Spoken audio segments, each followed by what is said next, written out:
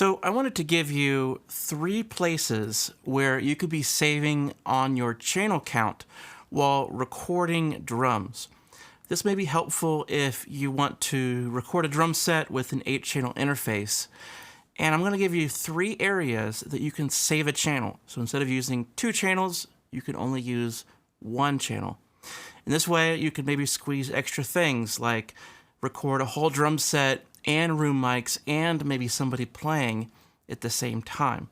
So let's dive in and check out these drums that I have here. This is a track that I've been working on for a while now. I have all of the percussion muted. It is more of a percussion type track, but you'll get the idea and you'll really see how this can work. Let's hear a little bit of the track.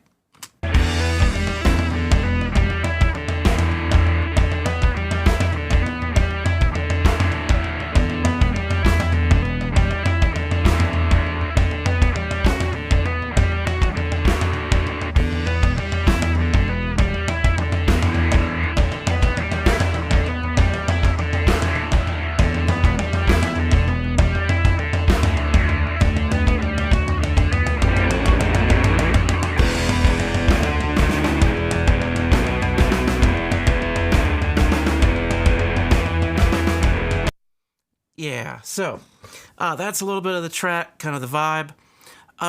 So area number 1 that we can save a track on, and some of this might be obvious, some of this might not be obvious, but number 1 is the kick out or the sub kick.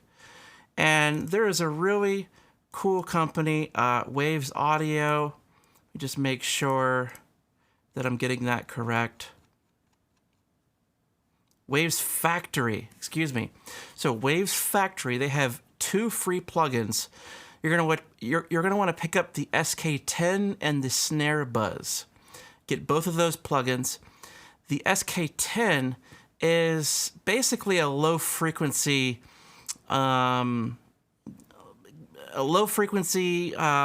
enhancer. So it basically takes your track, it splits it off, and does a cut of everything but the real deep lows, and then you can blend that in as if it were a sub kick, sub mic, or an outside kick mic. It's just basically to complement the inside kick mic. So if you, say, only have a SM57 for kick, that's not really a great choice. But if you're mostly relying on that mic to get the attack, you could rely on something like this to make up for it. You could also just use your favorite kick mic, and instead of using a kick out, using 2 mics on kick, you can use 1 mic on kick and use this. So for this, what I have is, I've mixed the kick mic like I usually might, but then I have it on an effects track. So it's like a send, and then the return is here, and I can blend it in. Here I have it mixed to 100%. So I'm just sending the original kick mic to this effect. Let's go ahead and mute the kick out. Let's just have a listen.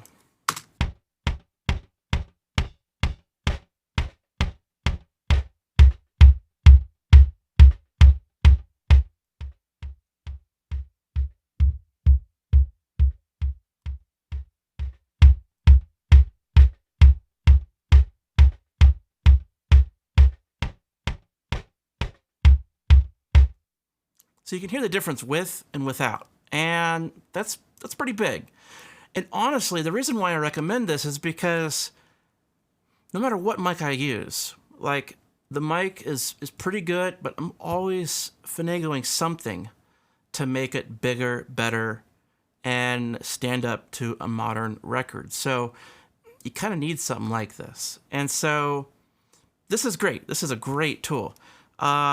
Super easy to use. Let me just put this, let's see here. Let me kill this because I want to show you how it sounds just on the track itself. You don't even have to split it off. You just put it right on your kick track. Let me show you what this sounds like here.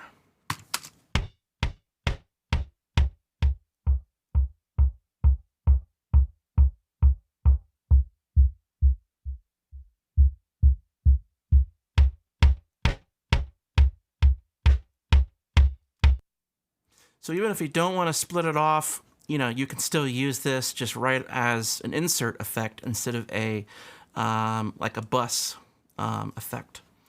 So yeah, this is spot number 1 where you can be saving a track. Spot number 2, and you might have already been tracking with me here, is on the snare. Specifically the snare bottom. Same company makes a plugin called Snare Buzz. And yes, it's going to sound different than the real snare, but when it's in the context of a mix, I mean, it's just so helpful. Check this out.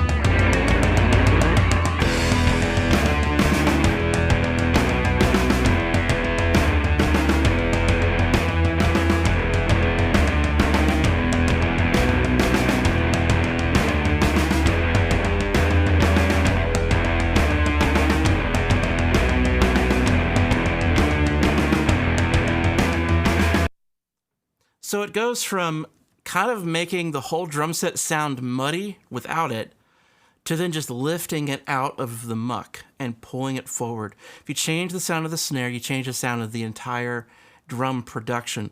The snare is like a vocal track is to your entire mix. If you nail the vocals, the whole mix sounds pretty good. If you nail the snare, the whole drums sound pretty good. Most of the drums sound pretty good. That's why switching out the snare can matter so much.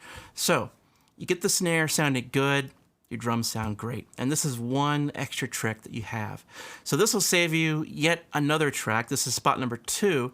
So now we're basically opening up a pair with just these 2 free plugins. We have basically 2 extra tracks we could use for stereo room mics.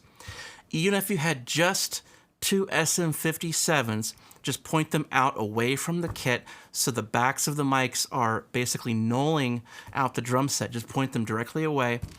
Hard pan, and there you go. You have a pretty good room sound in stereo.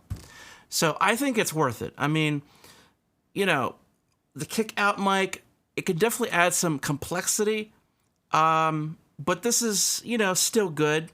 The snare bottom mic can be more authentic, but this is still good. So, those 2 places are, definitely really good spots to consider if you are short on channels.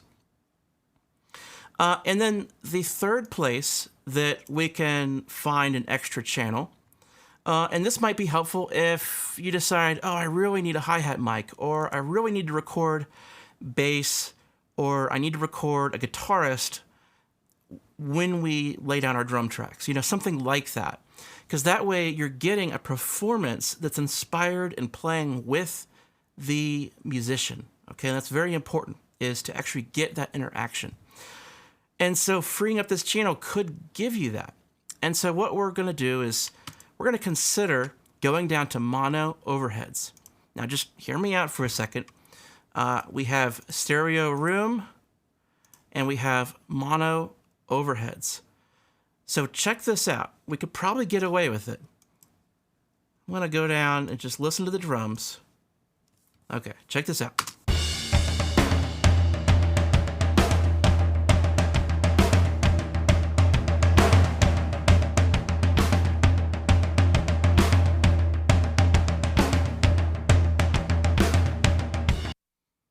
Okay, did those sound stereo to you, or did they sound mono? Okay, to me they sounded stereo. Here's what mono actually sounds like. I'll go ahead and do it right here.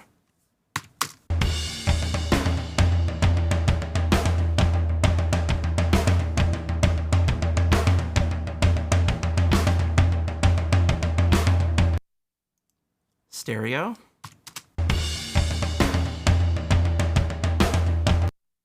So definitely bigger. The idea is that even if you have just a mono overhead, you could still get away with it because we can pan our toms slightly to one side or the other, and then our room mics are in stereo. So what we get is we get the 3 layers of our snare and the ability to mix those 3 layers of our snare, and we have extra tracks, and we still have a stereo sound. What are the 3 layers of snare? There is close, there is medium, which is our overheads, and there is far, which adds depth. So the close really features certain elements that are there to support the overhead sound. You could, of course, go down to just your close mics. Like Radiohead is famous for kind of doing this sound, very dry drum sound.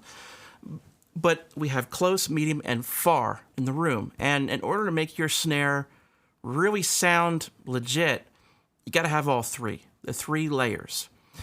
And we still have that. We still have stereo.